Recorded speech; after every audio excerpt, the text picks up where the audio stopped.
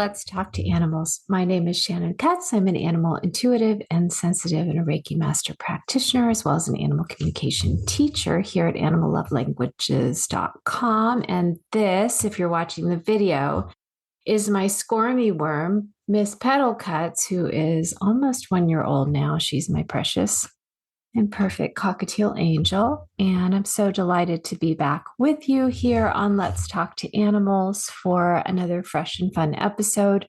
This week, I'm going to tackle a question that a colleague asked me a few weeks ago when we were recording for her podcast. She asked me, how exactly do you heal animals? Because, of course, as a Reiki master practitioner for pets and their people, frequently, I do offer the Reiki energy for the highest good of my animal clients and their humans.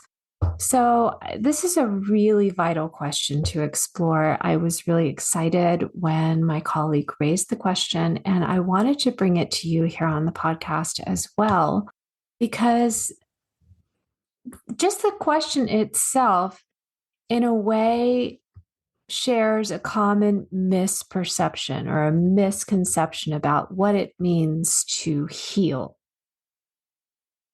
The first thing I want to share is that as a practitioner, it's not my job to heal anyone except myself.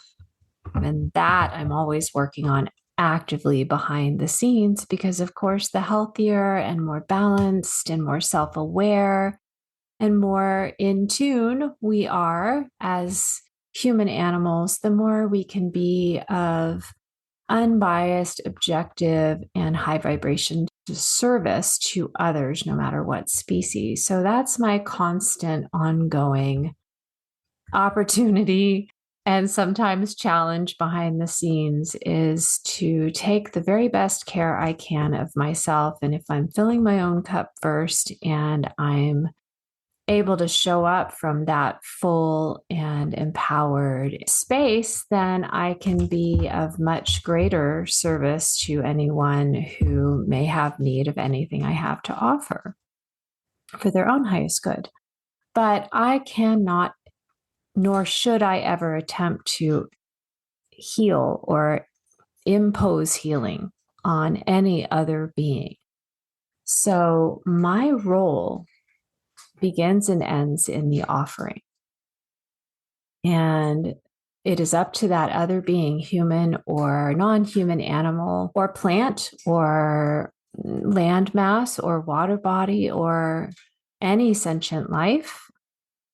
It's up to that other being whether they choose to make use of it and how they choose to make use of it. And I'm choosing my words very carefully here and hoping that the meaning does come across clearly.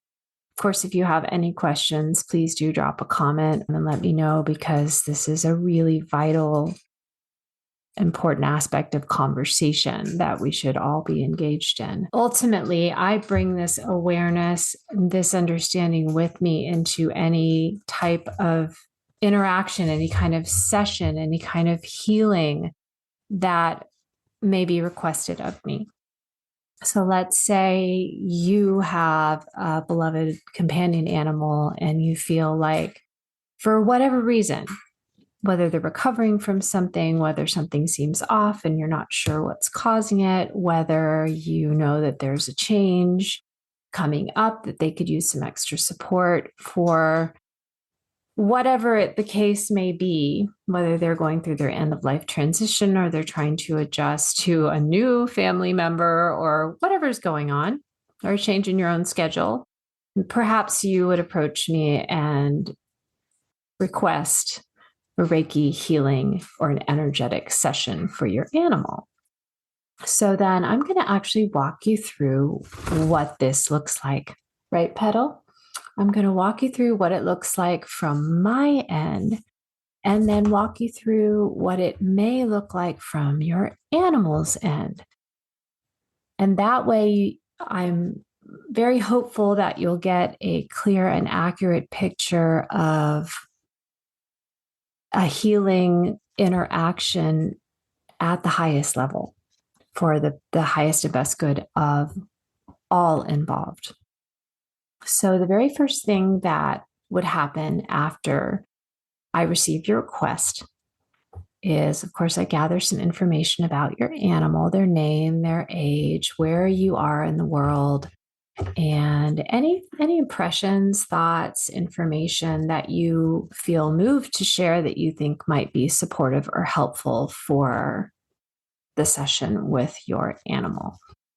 And the next thing I would do to prepare for the session is I would get very grounded in the ways in which I've cultivated in my energetic and my healing practice, and invite my light team. In my case, I work primarily with Reiki energy. I also work with scalar wave and the chakra energy fields and energy balancing techniques that I have learned.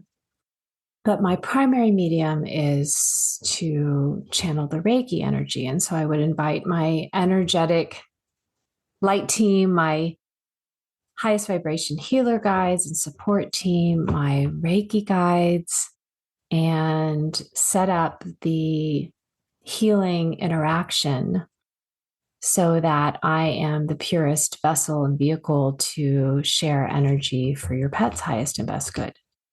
The very next thing I do, and this is critical, this is very important. This is something that if the healer that you wish to engage does not do this and you become aware of it, you should run, not walk in the other direction, is I always reach out to the animal. So I'd be reaching out to your animal energetically and asking their permission. May I transmit high vibration energy for your highest and best good? Do I have your permission to proceed? And I feel for that permission. And when I have received it, and if I do not receive it, then I do not proceed. But when I have received it, then I return to my intention to share healing energy for your animal's highest and best good, factoring in all of the information that you've given me, but not limiting what may transpire to that information, because of course our animals may have other information of their own, or they may not even know exactly what's going on, but the energy itself does. This is a very high, very pure energetic frequency that we're working with. And so my job, again, as a healer, is not to control or impose in any way on what happens next. That means I do not try to use my own energy, my own limited source energy, to facilitate any kind of positive change in your animal. I do not try to direct or backseat drive the energy itself in any way and say what I want the outcome to be. I simply offer the highest intention, which is that your pet benefits in every way from the healing session. And then I allow the energy to flow through me. So I'm a vessel, I am a channel, if you will. I am a portal. I am a facilitator of the healing energy's ability to reach through me to your animal for their highest and best good. I usually do healing sessions in half-hour or hour increments. So this may be something where you reach out to me and you say, I'd like a half-hour session, or I'd like a full hour session for my animal, and you explain everything. And that's a great guideline for me to receive. However, again, I am always feeling for the animal's end of our interaction and see how it's landing with them. It's part of my role as an animal sensitive and intuitive. I am sensitive to animals' energy. I am able to intuit based on their energetic signature and vibration what's going on with them. And I use that as my ultimate guidance as far as when to, if I should begin a session and when that session is at its conclusion, and the animals will let me know. So your animal may feel like they've received enough after 15 minutes. After half an hour, they may request a little bit longer. And I use these as my guidelines for how to proceed when I'm connecting with your animal. And this is a very important aspect of an energetic conversation. And I go over this a lot more when I'm actually teaching animal communication, because the essentials of the conversation don't really change. We're still constantly engaged in conversation. We're engaged in an interaction. We're always striving to be fully present for and feeling into the other being side of the conversation. What's going on for them? What's going on within them?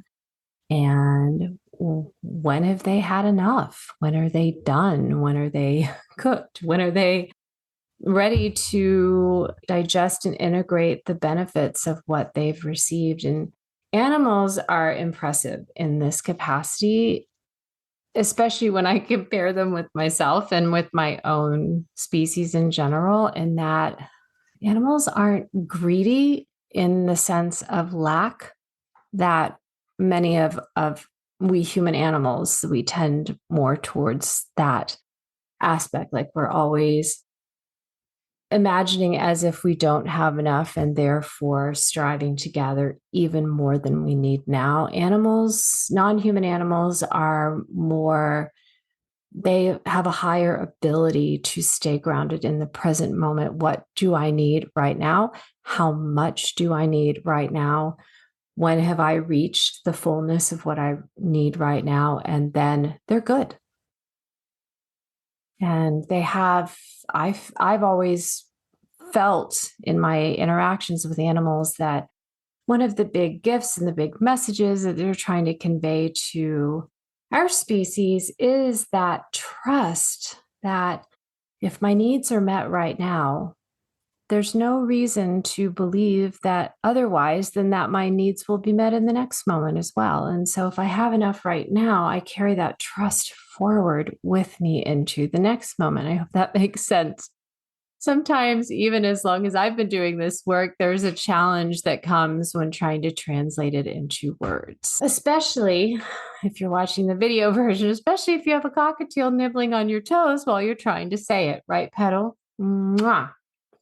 Of course, we're very pet friendly around here. So I want to stop here for a minute, just press pause here for a moment and explore what your animal, of course, on your end. Often these sessions are done remotely on Zoom or on the phone or just remotely, where we connect on email afterwards. And so you're there with your animal and I'm somewhere else. And you might wonder, what is it like? How will I know when my animal is receiving the energy? And how will I know when the session is done? And what do I need to do to prepare my animal to receive the healing energy? And should I watch for anything in particular? Or do I need to have my animal in a specific place? Or do they need to be awake? Or should they be fasting? All these different questions that we typically walk through in great detail when we're doing any kind of physical, medical, or veterinary, or that type of Western medical healing type of session. We spend a ton of time talking about those details. And so it's probably going to sound extremely counterintuitive when I share that none of that really matters. The animal can receive and will receive to the fullest extent that they are willing and able the benefits of the healing session, whether they are awake or asleep or ready for their next meal, or they've just eaten their next meal, or they're at home, or they're traveling, or they're on the floor, or they're on the couch, or they're on the ceiling somewhere if you have a bird. And it can be beneficial to provide a place or a space, if you will, or to simply set up your personal space so that there is more calm. There is the opportunity for peace and quiet, just because we all fare much better when there's nothing tugging at our sympathetic nervous system, asking us to pay attention to it. But those preparations are actually the most beneficial for you rather than just for your pet, because the biggest thing, if you will, that's tugging at your animal's attention is actually not a thing at all. It's you. So anything that you can do to put yourself into a quiet, receptive space, perhaps making sure that you've had a nice glass of water, that you've done some stretching, that you have set an intention for your pet's highest and best good, because this will help to focus your mind. And since many of us reach out for healing sessions and healing work of some kind when we're not feeling well, or when we're worried about someone we love that we suspect may not be feeling well or may need a little extra support, well, we tend to be worried. We tend to be anxious. And so setting an intention can really be focusing and grounding and calming for our mind, which influences our emotions, which influences our energy, which is what our pets pick up on. I see this a lot with my animals, and especially with Miss Petal. If I'm worried or anxious or stressed out about something and I don't realize it, maybe I'm worried or stressed out and anxious and I'm focusing on that, she will act out. Petal will start screaming, she'll start throwing things around. And if I can't find anything that appears to be the cause of it, and if nothing I try to calm her is working, that's typically what prompts me to look back to myself and go, oh, I'm the thing that's causing her to freak out.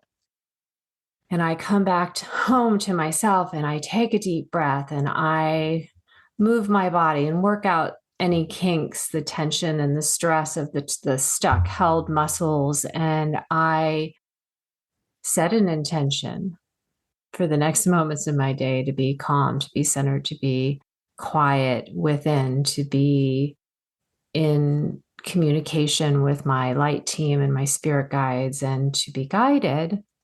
Well, then, like magic, Petal typically will quiet down, will calm down. And so this can be a huge aspect of allowing your pet, allowing your animal to be fully receptive and fully present for their own healing session, is if you are not providing any kind of a distraction that could possibly interfere or get in the way of that. So let's talk about something fun, which is, well, hopefully all of this is fun, but let's talk about something extra fun, which is, what might you notice when I begin the healing session, when I begin transmitting Reiki energy or working with the scalar wave or working with your pet's chakras and balancing them?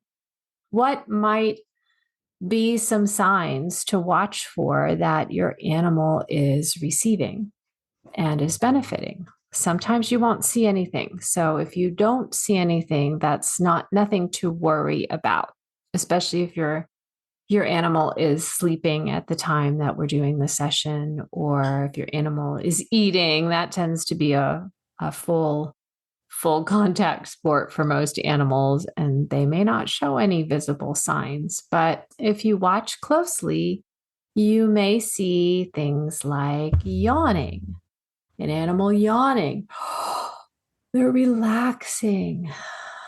You may see them, they might lick their lips. They might move their body. You might see something like a shiver or a shake. Again, that's releasing stuck tension and loosening up areas where toxins may have accumulated, and kind of prodding the lymphatic system. Hey, buddy, do your job. Move the cortisol, the excess stress hormone, and the tension and the stuck places. And if your pet is recovering from some kind of surgical procedure or injury, step toxins from anesthesia or from internal bleeding or things like that, to just start moving that out of the body. So you may see body movements. You may notice that your active pet suddenly gets sleepy and goes and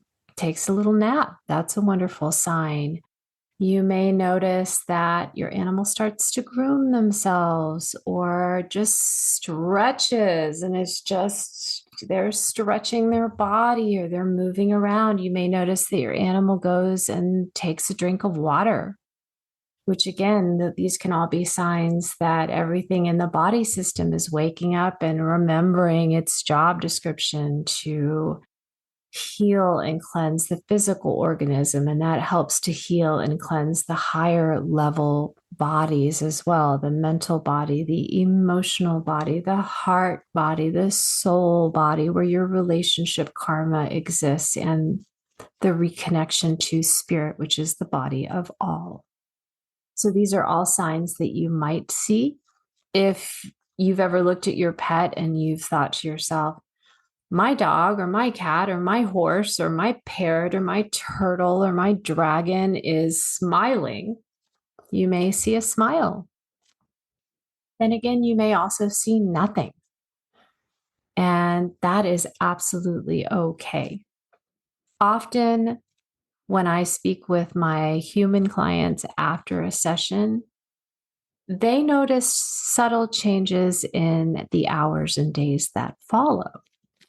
They notice their animal is more relaxed. They notice their animal seems to have more energy, and the good kind, not the frenetic, anxious kind. They notice that their animal is eating and drinking more regularly and is not appearing either dehydrated or reluctant to drink or overly hungry or reluctant to eat, that things are starting to level out and balance out. These are all really good signs. They may notice that an animal that was exhibiting signs of pain is no longer doing so, or that those signs and symptoms have lessened. They may notice that an animal that was struggling to sleep through the night is having more restful sleep and fewer dreams. They may notice that an animal that was stiff and experiencing discomfort or pain when getting up or sitting down or moving around, that those symptoms and signs have eased. So these are all small, subtle signs to watch for that indicate that the healing energy is taking effect. And again, remembering that even though I am the vehicle, I am the vessel in this case for Reiki energy or scalar wave rebalancing or chakra balancing or whatever I happen to be working with. I also use emotional freedom technique quite a bit during my energy transmissions and healing sessions, whether I'm in person or remote. These are all simply at my end offerings, and your animal will always choose and may pick and choose what to make use of. And so, whatever you see unfolding in your animal over the length of the session itself, in the hours or perhaps the days to come, those are all the direct benefits of whatever your animal, in their highest and best infinite wisdom, decided they wanted to receive from me. So, you don't have to make any special preparations. You don't have to look for anything in particular.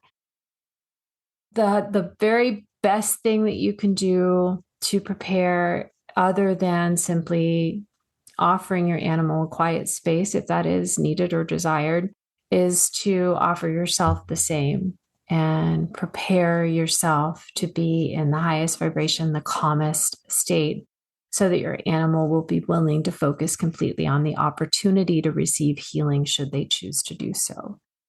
Now I want to talk a little bit, and I've just kind of briefly mentioned it here and there, but I want to talk just a little bit about some of the different types of healing options that you as an animal guardian or a rescue worker or a pet parent may have to choose from.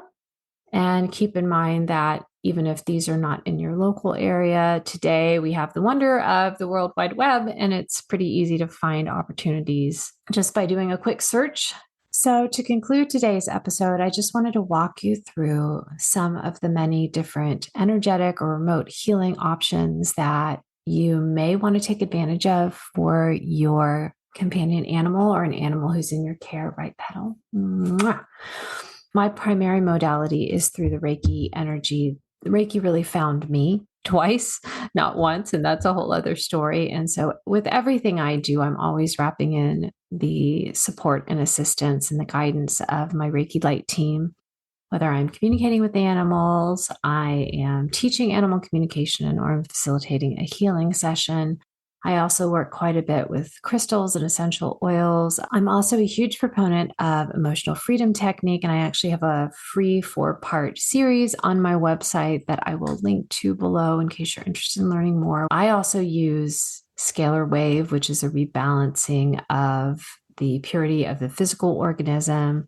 So I'm always expanding my toolkit. I'm always learning more about what's available to study and offer.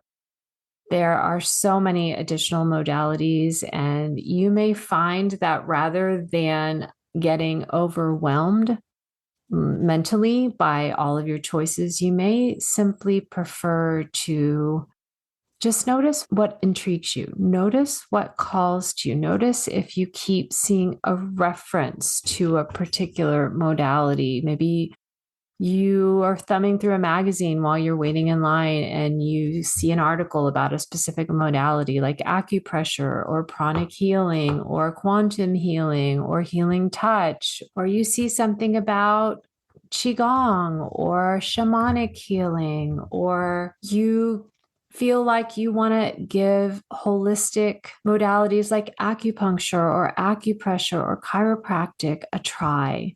So just notice what is crossing your mental landscape. For me, usually if I am getting a hint 2, 3, 4 times, that's about all it takes for me these days, because I've built up kind of a body of trust in the way that my light team likes to get my attention. So if you notice that something repeatedly crosses your path, it might be time to stop and pay attention and see what there is to be seen, or what benefits there may be to be had from pursuing your interests a little further. It's also really important to remember that we have some fundamentals that we can always turn to. Food is medicine. Movement is medicine. The breath is medicine. Hydration is medicine. So simply returning to the basics and tending to, is my pet getting enough hydration? Is my pet getting enough movement? And that's not just exercise, but activity, enrichment, play, something to engage the mind, engage the heart, engage in your relationship with one another, engage the emotions. And food is medicine. If you're feeding, for instance, a dry kibble diet, it may be time to look farther afield and adding in some more fresh foods, adding in some more variety, maybe work with a holistic pet dietary practitioner or a holistic veterinarian who may be able to give you some guidance. And breath is medicine. So taking deep breaths and encouraging your pet to do the same, and tending to yourself. This is the part that is the most overlooked, in my personal opinion, in holistic pet health care, is the health of the carer, the health of the parent. For me as a healer, as I mentioned at the start of this episode, I'm tending to my own health, my own wellness, my own inner balance, my own needs for rest and hydration and oxygen and food and movement and all the rest, and fun. Of course, let's not forget fun. At the close of this episode, I just want to leave you with an encouragement that whatever you do for your pet or whatever you try for your pet, consider trying it for yourself as well. There's a very, very powerful healing component when something is shared.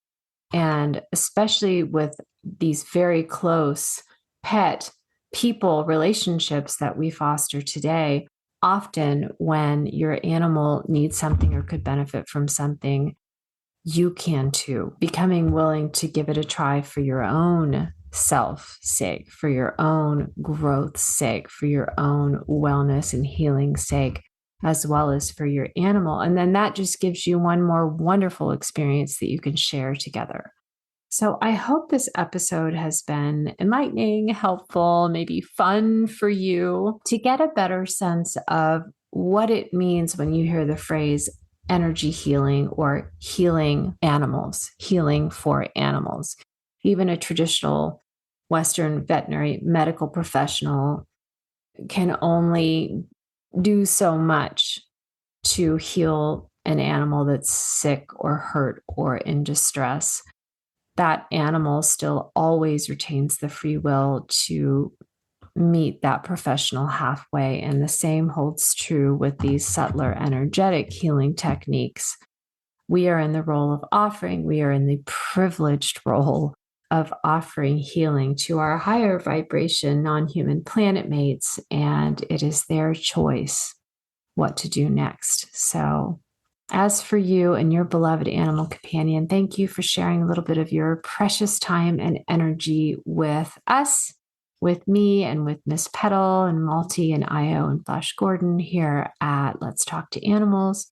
If you have any questions about how to work with me in energetic healing for your pet, you can head over to animallovelanguages.com. If you'd like to learn more about some of the many energy healing modalities and the holistic health modalities for pets that I've mentioned today, I strongly encourage you to check out seasons 1, 2, and 3 of Let's Talk to Animals. I've interviewed nearly 100 amazing practitioners from all over the world. So you'll get to learn a lot more about chakra healing and crystal healing and essential oils and acupressure for animals and emotional freedom technique. There are so many great episodes that you can use as resources for your own pet parent learning library. If you have additional questions about anything I mentioned today, you can send them to me at shannon@animallovelanguages.com or post a comment. I will include some resources for you as well in the show notes. And I always look forward to being with you. We're doing these episodes every 2 weeks. We've had a little break, a little gap here. I was out of town and doing some continuing education for the past month. So apologies there, but excited to be back with you. Always eager to hear from you if you have any suggestions about what I should talk about next. Okay, we're sending you all our love. See you soon. Bye for now.